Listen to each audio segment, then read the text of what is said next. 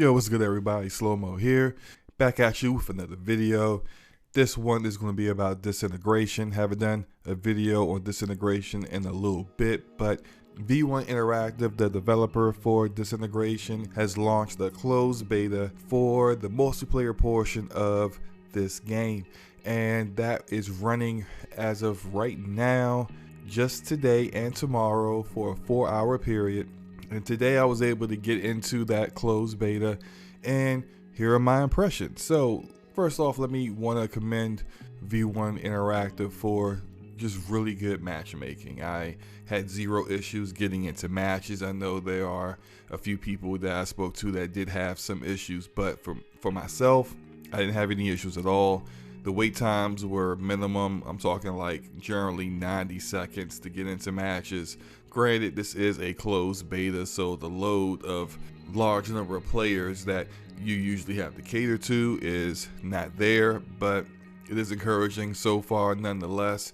We have seen other multiplayer games have a large number of issues during a closed beta and trying to get people in and just even accessing it. So kudos to them to getting that working so far. The two modes that you are able to play are zone control and retrieval, which is your typical PvP matchmaking, control points and bomb delivery to get points for your team as you are on offense and the other team is on defense. Now there is a tutorial mode that you have to do as soon as you load up the game, and I think it was a good idea for them to make that something that is essential to you getting into the main game, because this is a very, very different first-person shooter than what you are typically used to. Instead of running around and shooting a gun and aiming down sights like we usually would do in a first-person shooter, you spend all of your time on that grav cycle, which can increase and decrease in altitude. You have to do that while also evading enemy fire, while also deploying a 4-man team for support in either defending you, shooting other enemies, or capturing objectives. Yes, on the surface this seems like a whole lot of stuff to deal with. It seems really daunting even watching it, but once you play it, you realize it's not as complicated as it appears. It really didn't take me that long to really get used to it, and I think the tutorial does a good way of just slowly showing you which each aspect of the controls are. And once you get into the game, then although it may take some getting used to, once you get your feet wet, it's pretty seamless. Something else I did want to say that I did notice is there are no microtransactions, at least so far. I'm not guaranteeing there's no microtransactions in this game, but I didn't see any sign of any loot boxes, and all I saw were cosmetics that don't affect the gameplay that are available for you to unlock by either doing challenges to unlock them or to gain credits that you can use towards unlocking them.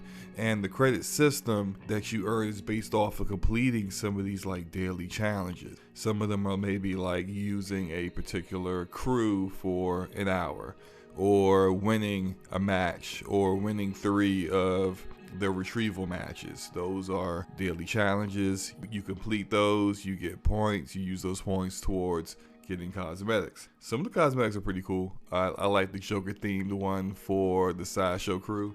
So yeah. Now combat and strategy. It didn't take long for me to start choosing the crew that I was going to use the most when going into these matches, and just I started making my choices based off of the weaponry the grav cycles are provided. They all have different kinds of weaponry. Some of them may use single shot, low RPM weapons. Some of them may shoot some that do less damage but have a higher RPM, and that's what I tend to gravitate towards. So for myself, I really gravitated towards the crew called the Business. One, because there was a machine gun as the primary weapon that I really enjoyed using, and I found myself being more effective with that.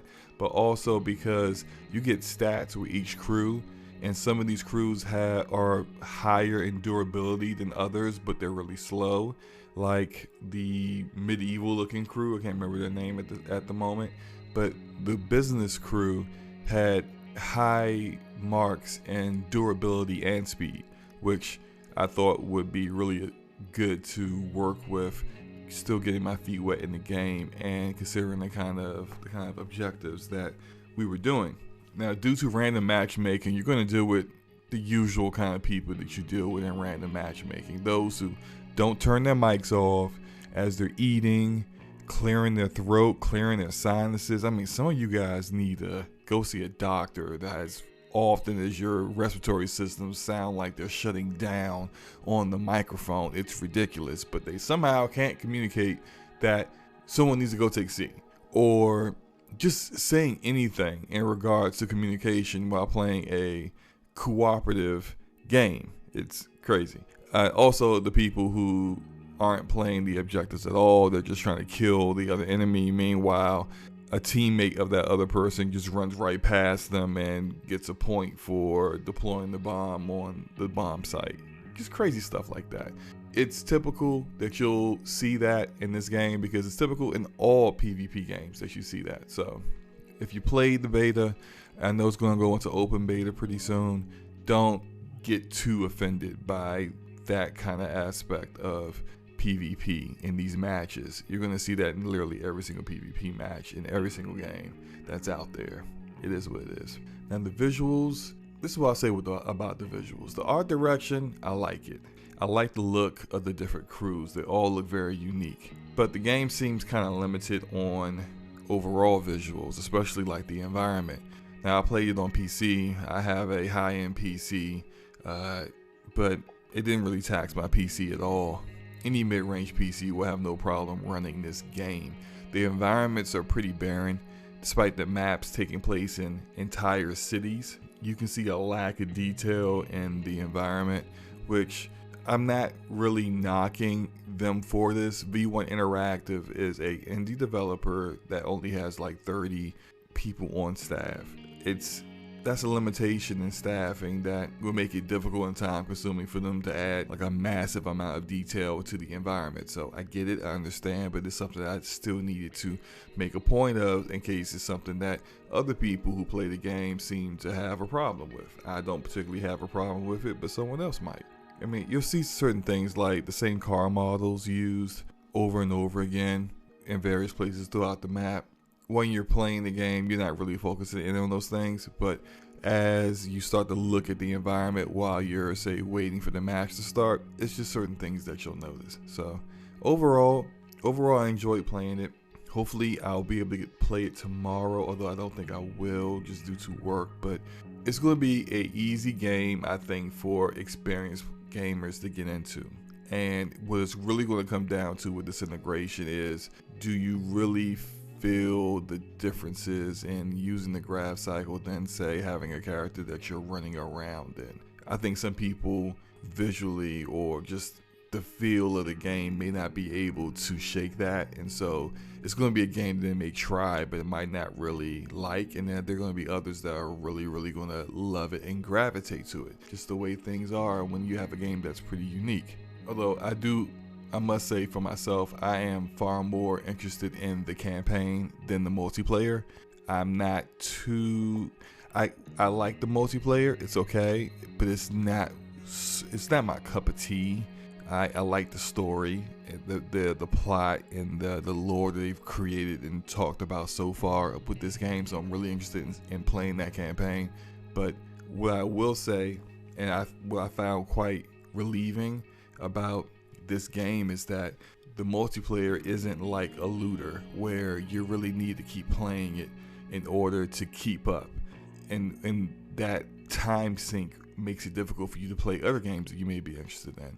This game isn't like that at all. You can play this game, finish the campaign, and then put it down, go play something else, and then play the multiplayer anytime you feel like playing it and not feel like you have to play it in order to keep up so that you don't get left behind. I really think that's cool, and I think that you're going to get a lot of people who will play this multiplayer over time because they know it's something they can just pick up and play for a couple of hours, and it's no different than when they picked it up and played it a month ago. I think that's going to be good for the game overall, because I think a lot of these looters are suffering from creating these systems where you have to play it at a certain time. You have to play it in this season. If you don't, then you're going to miss out on some loot. You're going to miss out on these cosmetics and stuff like that. Just that stuff gets really, really tiring, and it's relieving to see a developer not go down that road for once. So let me know how you guys feel about Disintegration. Is this a game you're going to pick up? If you played it, how did you like it? Let me know in the comment section below. Hit the like button if you liked the video. Hit the dislike button if you didn't like it. It's all good.